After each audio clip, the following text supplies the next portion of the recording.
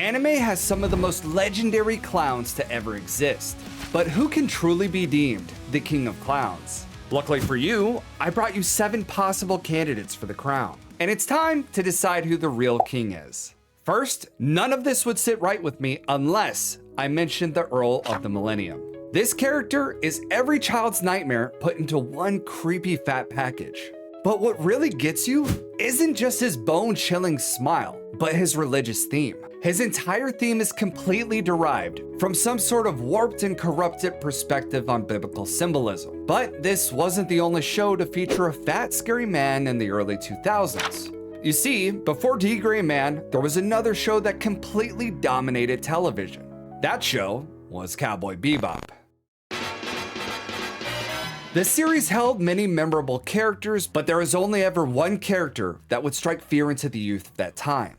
This character lurked in the shadows. He murdered for the joy of it, and he was practically impossible to kill. Yes, I'm referring to the infamous Mad Pieru. In fact, he's a biologically engineered psychopath that not only is bulletproof, but he can fly like Mary Poppins and shoot bullets out of his umbrella. His laugh is still one of the most iconic laughs of my entire childhood. I would probably put it right up there with the Joker. I'll never forget when he first appears and says, "Hello, boy." Speaking of boys, Hisoka. We have a lot to unpack here. Hisoka's obsession with strong opponents is nothing short of chilling. For him, it's not just about the fight, but the delicious thrill of watching his rivals ripen. For instance, his fixation on Gon and Killua borders on disturbing. Between his psychosexual undertones and his lack of loyalty for anything or anyone, well, he makes for a complicated character. Aside from his iconic hip thrusts and lip licking, his clown persona takes things to a much darker level. While clowns are meant to invoke laughter, Hisoka flips that expectation completely upside down, turning it into something entirely more sinister. Now it's safe to say there's always something quite sinister about adolescent kids being the target of a crazed clown. It's quite common in American horror films, but nothing has ever quite touched the uniqueness of Piedmon from Digimon. Like other anime clowns, he has his tricks and traps, but one ability really separates him from any other clown on this list. He has the power to turn people into keychains. Personally, I'd hate to see what this Digimon would look like in a real-life adaptation. It would probably be terrifying. Now, when it comes to clowns, not all of them need to be creepy. Clowns for a lot of people are supposed to be fun and even sometimes someone to cheer for.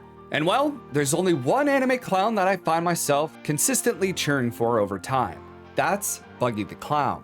Not only is he ballsy with a unique set of abilities, but he has huge ambitions. He wants to become a great pirate and potentially even the Pirate King. When you watch the ups and downs of this character, you hate him, you laugh at him, and you love him. Now, this next clown isn't a devil fruit user, but he is a demon. I'm talking about Quetzalcoatl from Beelzebub. And I'll be honest, he's pretty disturbing. Between his godlike powers and those dark eyes staring into my soul, it makes it a very unsettling thing to watch.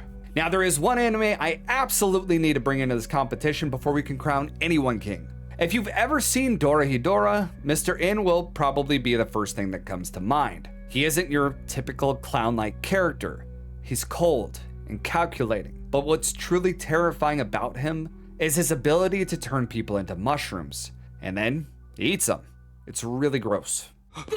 These mushrooms are... Now, we've covered some truly legendary clowns, but only one of them can be crowned king. Personally, I've given this a lot of thought, and I have to give it up for my man Hisoka. When I watch Hisoka, it's like watching a street performer seamlessly shift between characters.